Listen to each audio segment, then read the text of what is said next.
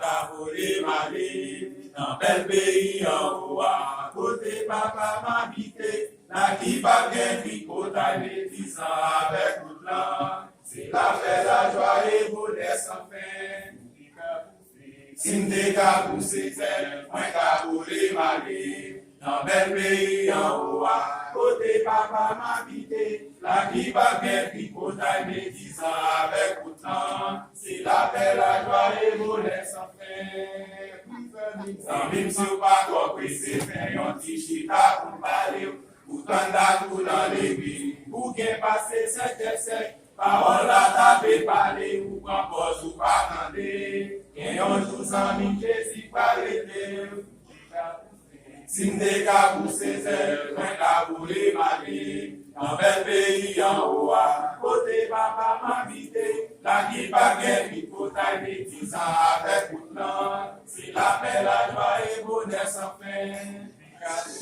Si m'te ka poussé tel, moi ka voulé malé, dans bel pays en haut, à côté papa m'habité, la qui pas guère, qui potaille des 10 ans avec tout l'an, c'est la paix, la joie et bonheur sans fin. Gagnant mille des pasteurs qui chita dans l'église, avec mauvaise sous et puis tout yo parle. Sans mille m'a fait au connaît qui comprend la pauvre faire. Gagnant tout sans mille Jésus parler. Si m'te ka poussé tel, moi ka volé malé, dans bel pays en haut, à côté papa m'habité, la qui va qu'elle qui potaille mes 10 ans avec tout l'an, c'est la paix, la joie et bonheur sans fin. Si m'te ka poussé tel, moi ka volé malé, dans bel pays en haut, à côté papa m'habité, la qui va qu'elle qui potaille mes 10 ans avec tout l'an, c'est la paix, la joie et bonheur sans fin.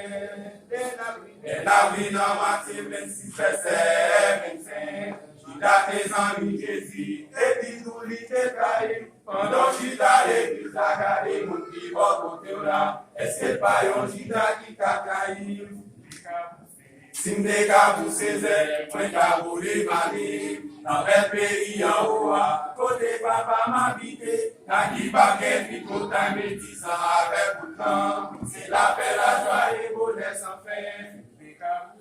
Si m'te ka poussé zel, moi ka volé malé, dans bel pays en haut, à côté papa m'habité, la qui va qu'elle qui potaille mes 10 ans avec tout le temps, c'est la paix, la joie et bonheur sans fin. Et la vie dans Matthieu 26, verset 25, Judas des amis Jésus, et dit tout les détails. Pendant Judas l'église a gardé mon qui va côté là, est-ce que pas un Judas qui t'a trahi? Si m'te ka poussé zel, moi ka volé malé, dans bel pays en haut, à côté papa m'habité, la qui va bien qui potaille mes 10 ans avec tout temps, c'est la paix, la joie et bonheur sans fin. Si m'te ka poussé zel, moi ka volé malé, dans bel pays en haut, à côté papa m'habité, la qui va bien qui potaille mes 10 ans avec tout temps, c'est la paix, la joie et bonheur sans fin. Si m'te ka poussé tel, moi ka volé malé, dans bel pays en haut, à côté papa m'habité, la qui va bien qui potaille mes 10 ans avec tout temps, c'est la paix, la joie et bonheur sans fin.